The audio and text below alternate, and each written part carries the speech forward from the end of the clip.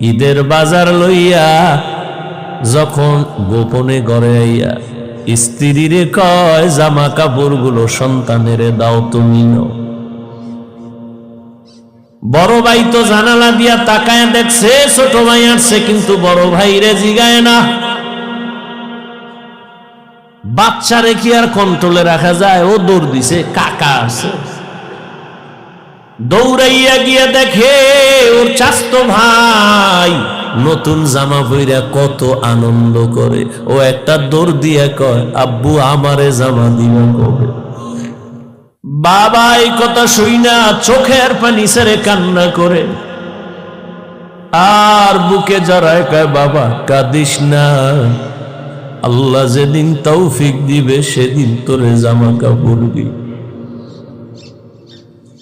এমন নিমক হারাম বড় বাইরে জিগায় না, কোনো খোঁজ খবর নেয় না, কিন্তু বড় ভাই বাবার সমতুল্য,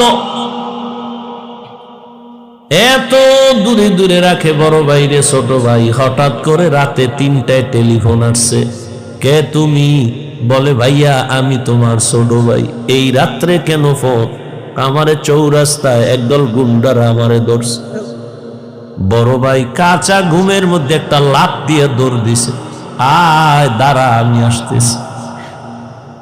বড় ভাই কষ্টের কথা মনে রাখে না, একটা দৌড় দিয়া সামনে গিয়া এভাবে হাত বের করে বুকটা দিয়া কয়, যত মার মারতে চাও আমারে মার, আমার ছোট ভাইয়ের গায়ে হাত দিবি না।